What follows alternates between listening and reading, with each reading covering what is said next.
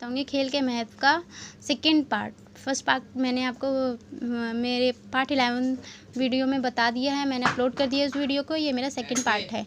तो पहला है हमारा खेल का महत्व। खेल के महत्व में है शारीरिक विकास, मानसिक विकास, सामाजिक विकास, संवेगात्मक विकास, नैतिक विकास, सृजनात्मकता का विकास, चिकित्सीय मूल्य, शिक्षा में महत्व, आत्म प्रत्यय का विकास। ये चीज़ें जो हैं हमारे स्कूल एक्टिविटीज़ में ज़्यादा नज़र आती हैं और बच्चे इन क्षेत्रों में भी काफ़ी पार्टिसिपेट करते हैं। तो ये है खेल के महत्व।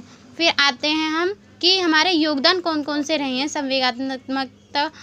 संवेगात्मक विकास में खेलों का योगदान जो रहा है हमारे सामाजिक क्षेत्र में। तो पहला है हमारा स्वस्थ स्पर्धा की भावना का विकास होता है।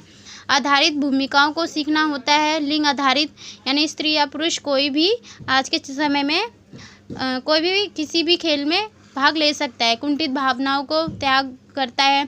संवेगों को निकालना यानी संवेगों को निकालता है। फिर आता है हमारे योग्यताओं और कौशलों का प्रदर्शन भी होता है, जिससे बच्चे को अच्छी पोस्ट प्राप्त होती है तथा उसके खेल की सराहना की जाती है। फिर आता है हमारा खेल में अध्यापक की क्या भूमिका होती है। तो पहला है हमारा गृह कार्य पर नज़र रखना कि बच्चे ने सही ढंग से कार्य किया है या नहीं। समय सारणी में स्थान देना, सही स्थान पर उसे समय के अनुसार उसे सही पोस्ट देना या स्थान देना।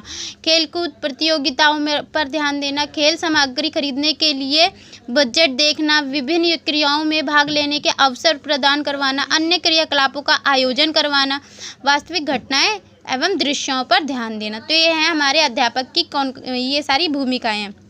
फिर आता है हमारा खेल कूद में माता पिता की सहभागिता भूमिका। तो खेल कूद में माता पिता की क्या भूमिका होती है तथा उनकी क्या सहभागिता होती है। तो पहला है सामूहिक बैठकों का आयोजन। जब सामूहिक बैठक होते हैं तो उसमें माता पिता का होना आवश्यक माना जाता है। फिर आता है हमारा कि दूसरी क्रियाओं के लिए समय का बंटवारा यानी दूसरी क्रियाओं के लिए भी समय निकालना आवश्यक होता है माता पिता के लिए। फिर आता है हमारा बाहर मैदानों पर जाना यानी बच्चों को लेकर बाहर मैदानों में जाना ताकि उनकी खेल के प्रति रुचि बढ़ सके तथा वे उनमें निखर सकें अपने खेलों में। फिर आता है हमारा खेल के मैदान तैयार करवाना तथा बच्चे को उच्च स्तर पर खेल के मैदान तैयार होने चाहिए। ये तो थे हमारे कि माता पिता की कौन सी सहभागिता और कौन सी भूमिका होनी चाहिए। और स्टूडेंट ये हमारे 2 पॉइंट्स है पार्ट 11 के अंडरस्टैंडिंग इंडिविजुअल डिफरेंस के, तो इसको ध्यान से पढ़ लीजिएगा। और मैंने इसके टोटल 8 इतने सारे पॉइंट बता दिए हैं। महत्व, विशेषताएं, प्रकार सारी चीज़ें बता दी हैं। अध्यापकों की क्या भूमिका होनी चाहिए, माता पिता की क्या सहभागिता होनी चाहिए, मैं डिटेल में बता दिया है। और इसको ध्यान से पढ़िए और अपने फ्रेंड्स में भी शेयर करिए।